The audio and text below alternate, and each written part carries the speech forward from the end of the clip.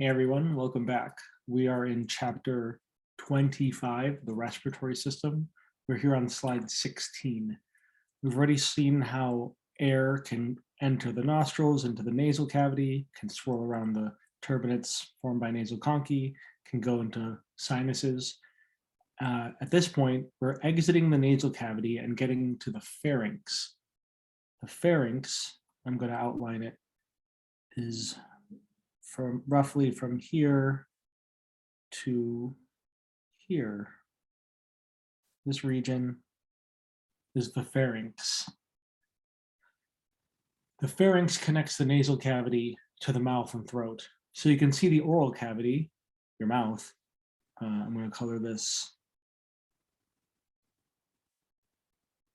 here. It's small right now because the mouth is closed. It can get bigger, of course.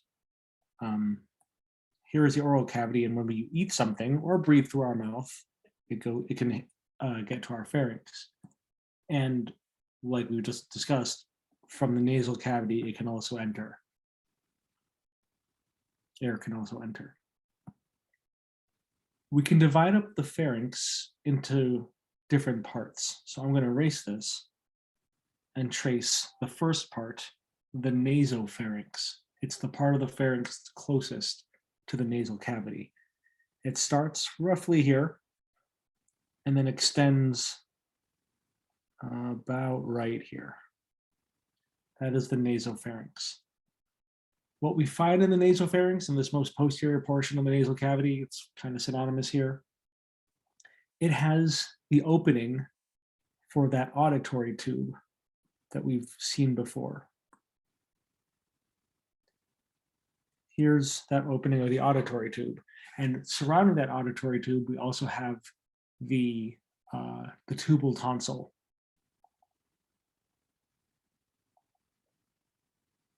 Tubal tonsils surround the auditory tube. So that's found in that area. We also have the pharyngeal tonsil in this area as well. So two different tonsils in this region.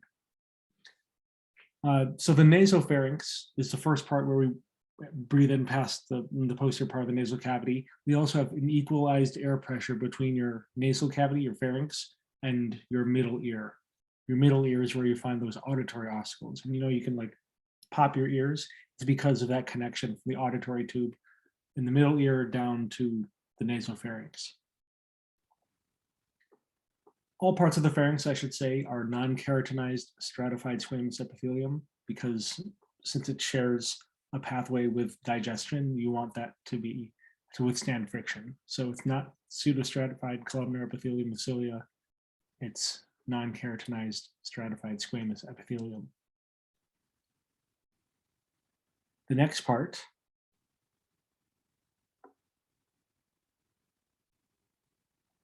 after the nasopharynx is the region surrounding the mouth, or just past the mouth. So this is the oropharynx. Oro is referring to oral cavity, so it's just posterior to the oral cavity. I'm going to trace it here in blue. Now the oropharynx also has a tonsil, or two tonsils really. It has the palatine tonsils and the lingual tonsils in this region.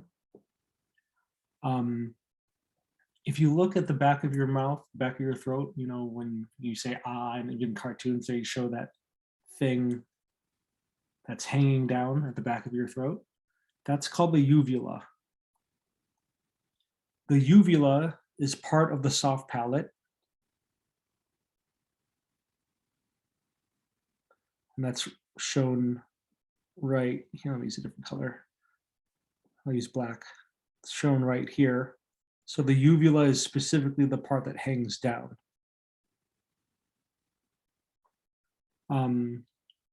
It's soft and it flaps. It flaps because when you swallow, this uvula can extend and separate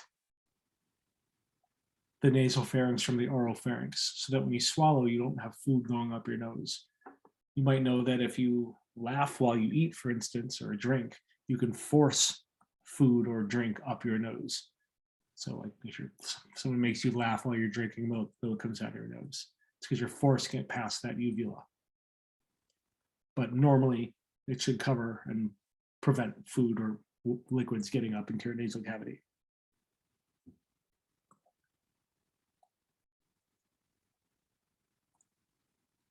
The last portion of the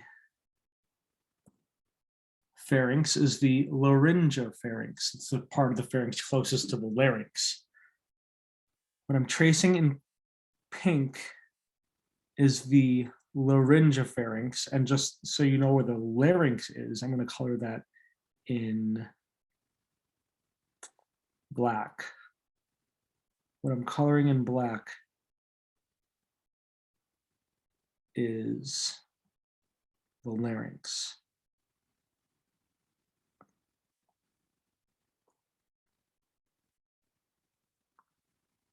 So it's a little strange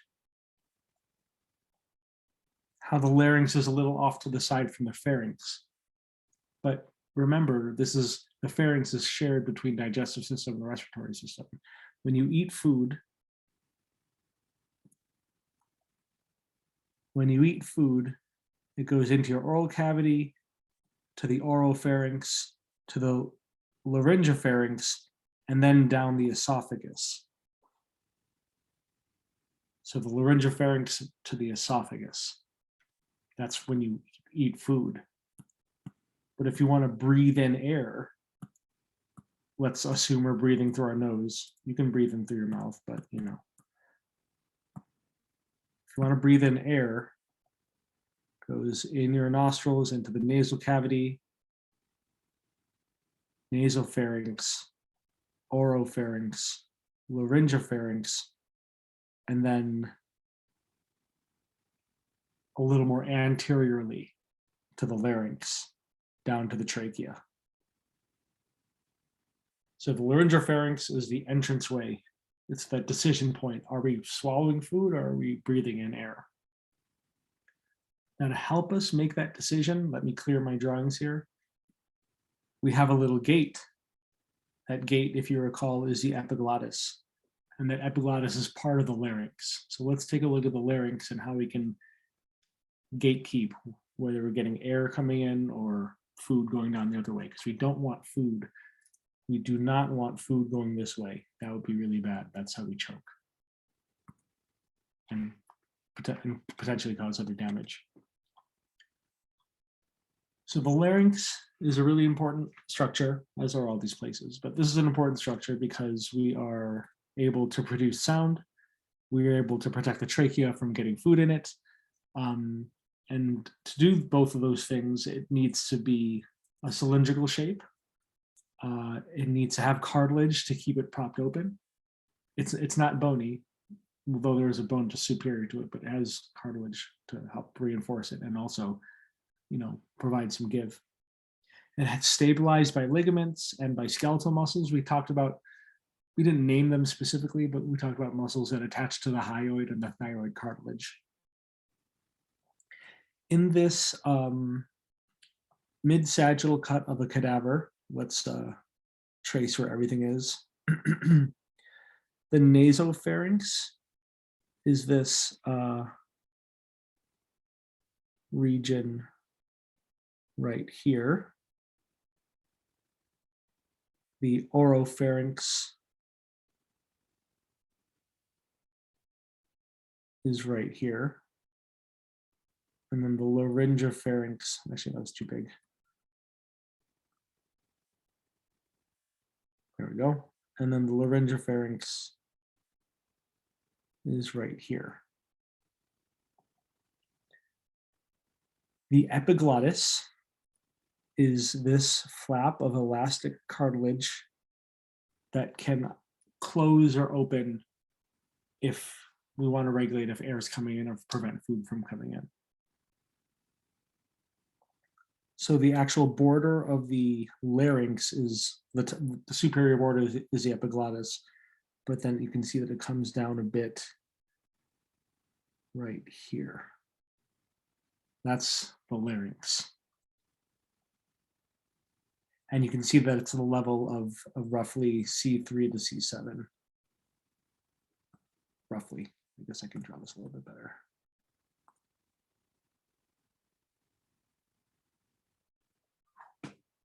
It's at that range.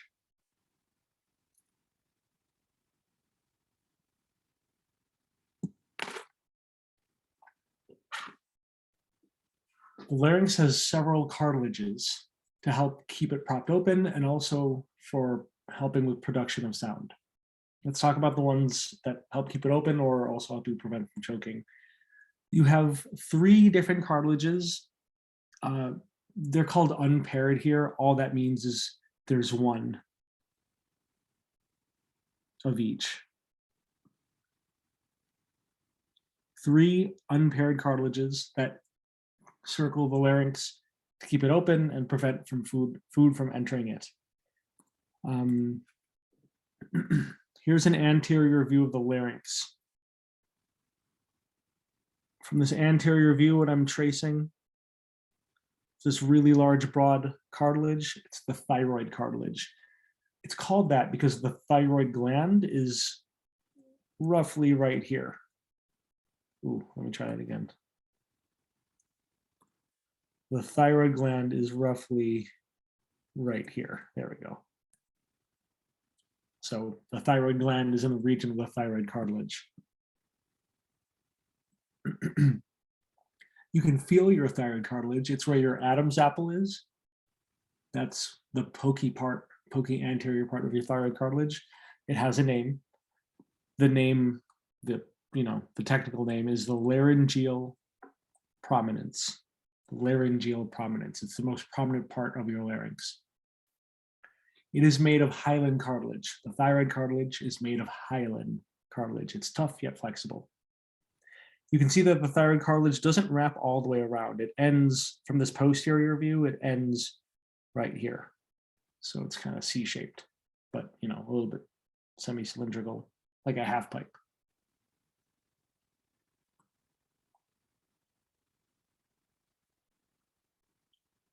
Inferior to the thyroid cartilage is the cricoid cartilage, what I'm tracing in green.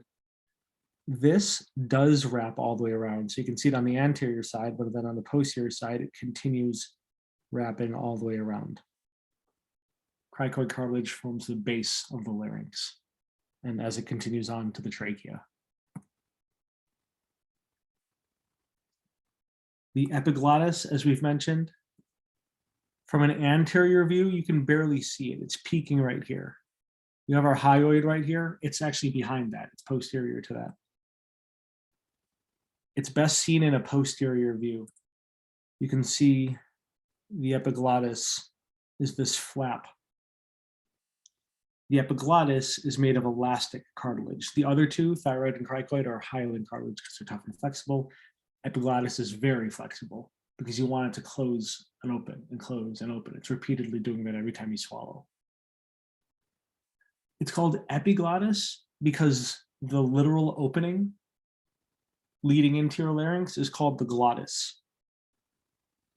The opening where air comes in, that's the glottis. The epiglottis covers the glottis. Epi means on top. So you have 3 unpaired cartilages. We have 3 paired cartilages. That means there's 2 of each. And these paired cartilages, they're not so much for protection. They're more for regulating the opening and closing of the glottis for speech production, for sound production.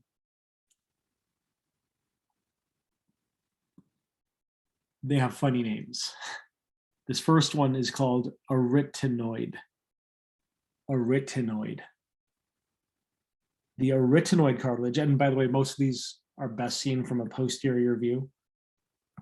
The arytenoid cartilage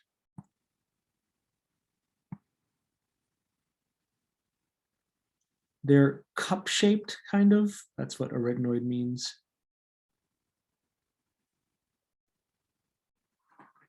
They're made of hyaline cartilage, so they're tough yet flexible. They influence the position and the tension of your vocal folds. we'll learn what a vocal fold is. It's what we call vocal cord, but fold is a better term. It's more accurate. So they help you change the size of your glottis so they can change the pitch, change the tone of your voice, of the sound that you produce. Arytenoid cartilages. Arytenoid means cup-like. A tiny cartilage sitting on top of the arytenoid, if you look closely, do you see these corniculate cartilages? Little horn things pointing medially. Corniculate means horn-shaped, also made of hyaline, and they're right at the apex of the arytenoid.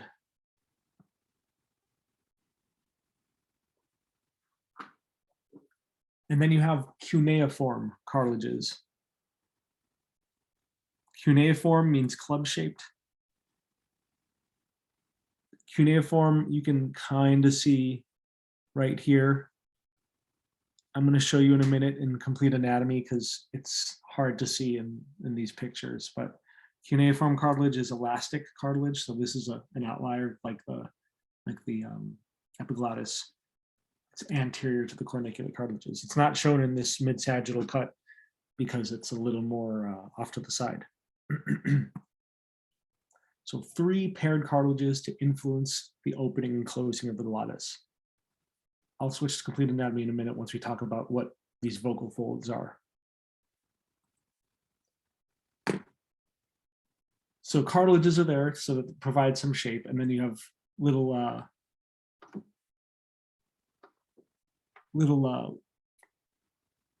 ligaments and attaching points to the cartilages so that you have movement, and muscle, of course, to cause movement. If you look down your throat, so this is a superior view. All these pictures you see here, these illustrations, and then this camera down someone's throat. This is a superior view. We see that in this first picture, the glottis is closed, and then in the second picture, the glottis is open. So air can go in or out.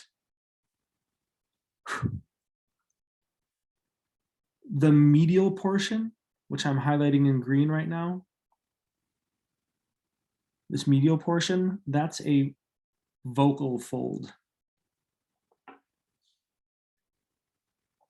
And in this picture of an actual throat, actual larynx, this thinner portion, more medial, is the vocal fold. Vocal folds are the delicate, elastic vocal cords. They're the ones that vibrate and play a role in sound production. These are folds of mucous membrane that support the larynx and influence sound production. So the vocal folds are the ones you think of that vibrate. This is what you would damage if you lose your voice by yelling too much, or have laryngitis. Probably it's hard to speak because you're damaging these regions. Lateral to the vocal folds, which I'm coloring in blue. These are the more rigid vestibular folds. So that would be right here.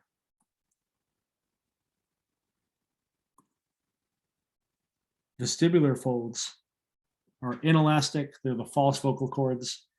They don't really play a role in sound production, but they're there to reinforce the vocal folds. The vocal folds are the ones producing the different sound pitches and quality.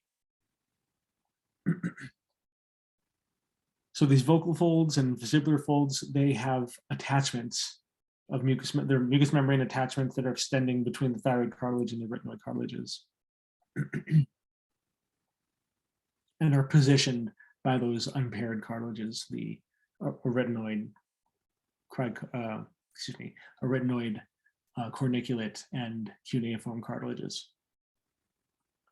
Let's take a quick peek at complete anatomy.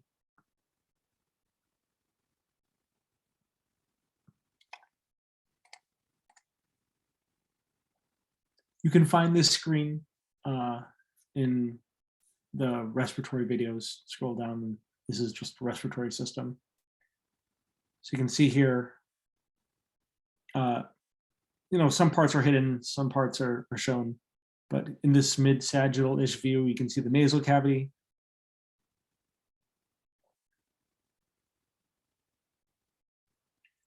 Air comes in, you've got turbinates, you've got sinuses, so it can go all throughout there.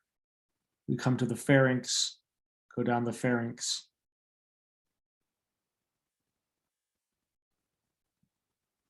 And here's our decision point. We can either go into the larynx, that's if you're breathing, or we can swallow. So that means we need a way to block.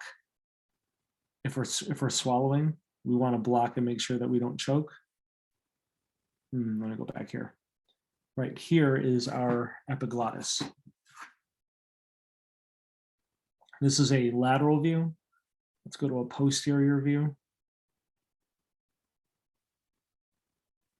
This is the epiglottis. The pink, that's part of the Laryngeal Pharynx. And you can see the mucosa surrounding the epiglottis, and that would just move with everything.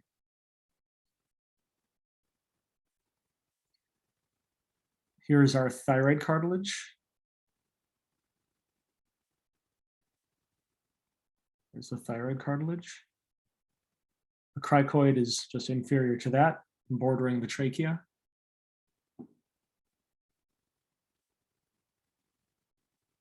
See, it wraps all the way around.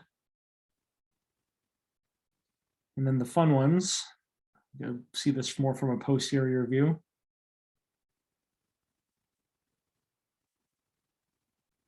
Again, for frame of reference, here's the epiglottis, posterior side of the thyroid cartilage, and then cricoid is inferior. Here's one of the arytenoid cartilages. On the left side, we're looking from a posterior view. Let's zoom in. Whoops, too far. There's a arytenoid. Sitting on top of it is corniculate, and you can see a vocal fold ligament attached to it. Don't worry about the name of it. It's called the quadrangular membrane, but the vocal fold will be there. So again, corniculate cartilage. And then the one elastic cartilage one is the cuneiform, and it's because it's embedded between those ligaments, and so it needs to be flexible. Do you see that thin sliver of cartilage right there in green? That's the cuneiform. So it's a bit superior, anterior to the other two.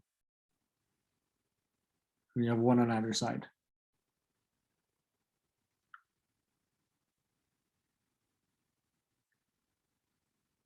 So larynx is used for more than just breathing. You can make sound and hear all the structures that help with that and also prevent choking. We're going to make our way down to the trachea. And then from the trachea, that's the beginning of our lower, I guess the second part of our lower respiratory tract. Let's go down to the lungs through the bronchi.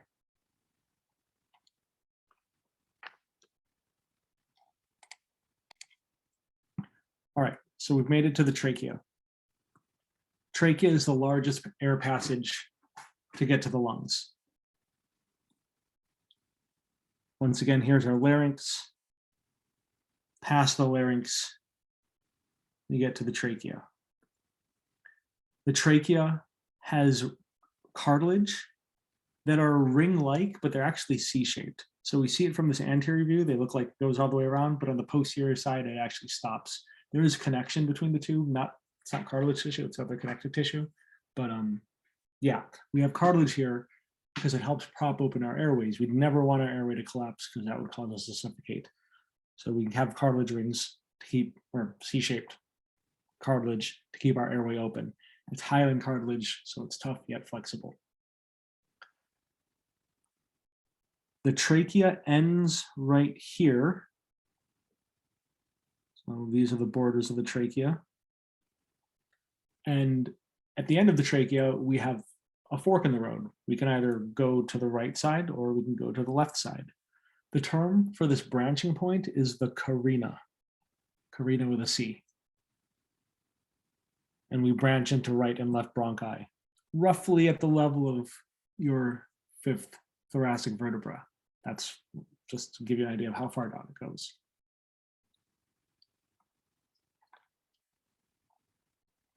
I want to remind you that the trachea and down to the bronchioles are pseudostratified columnar epithelium with cilia. So is the larynx. And now we branch from the trachea to our primary bronchi. There's a right primary bronchus. Bronchi is plural. Bronchus is singular.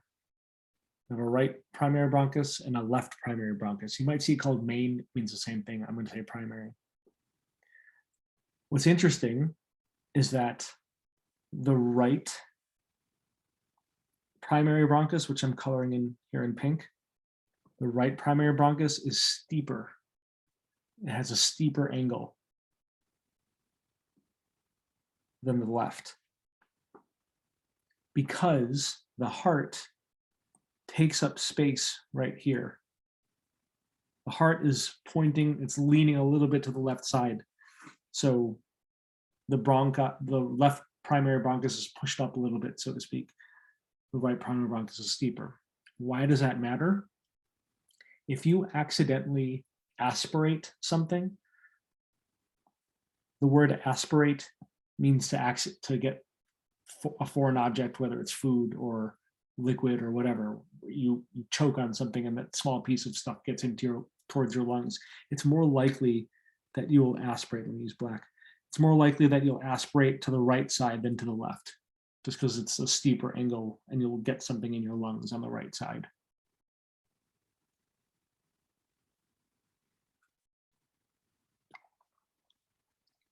Trachea, right and left primary bronchi. The primary bronchi, they enter the lungs. They're entering the lungs. So this is a medial view. This is a medial view of a lung.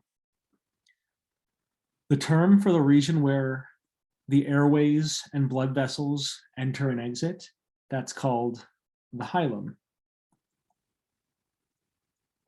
So you can see hilum for the right lung and a hilum for the left lung. You've got, not only do you have the primary and secondary bronchi, but you also have the blood vessels. You have pulmonary veins, you have pulmonary arteries going in and out of the lung at this point, at this region of the lung.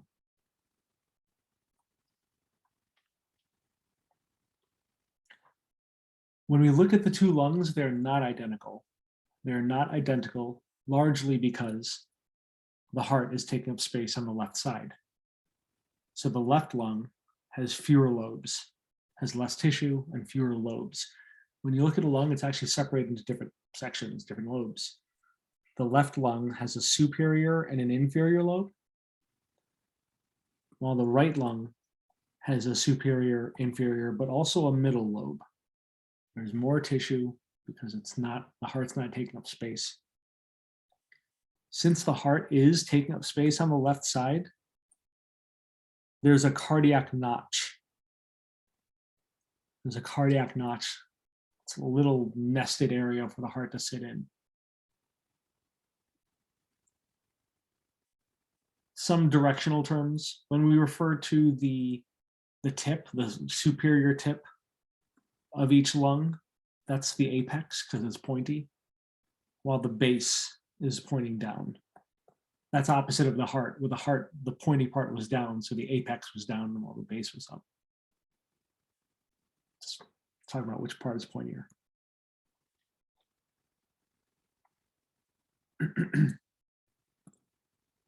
From the larynx down the trachea, let's go to the left side, left primary bronchus. From there, we branch to secondary bronchi. You might see these called lobar, but these are secondary bronchi. One interesting thing about the left versus right side is that you have a superior secondary bronchus and an inferior secondary bronchus on the left side because there's only two lobes.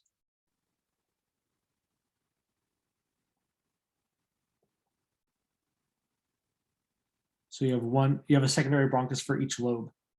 So there's only 2 on the left side, but on the right side, you've got a superior, middle, and inferior.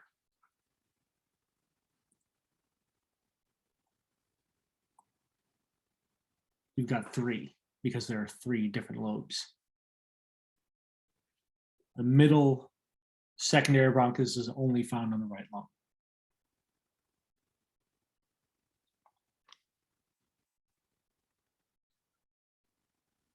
There are many more branches, and we're not going to cover every single branch, but we go from primary bronchus to secondary bronchus to tertiary bronchi, and it keeps branching more and more and more, several times. Secondary and tertiary bronchi, they do have cartilage. You can see the cartilage here. They're not rings, they're plates. Little plates just kind of forming protective armor around the bronchi to keep them open, keep them protected.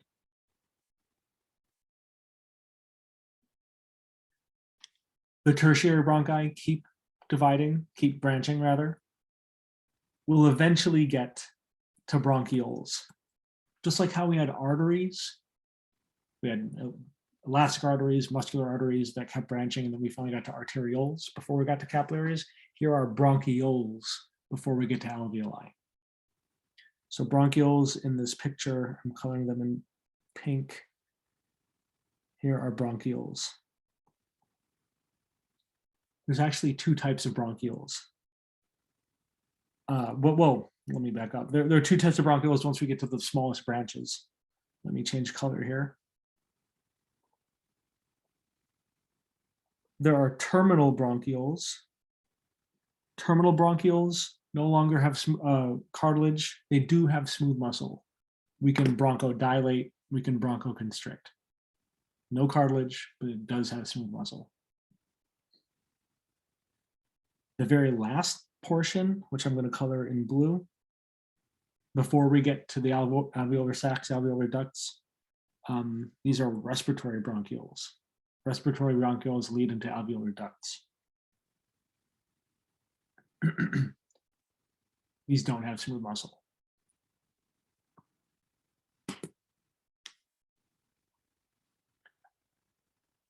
So we're ending here on slide 27. In the next video, we'll start on slide 28, where we'll talk about how air finally gets here to the alveoli, where we have gas exchange. And then we'll talk about other things that might happen in terms of respiratory conditions and how we breathe. So one more video for this chapter. I will see you in the next video. Please let me know if you have any questions. I'll see you soon.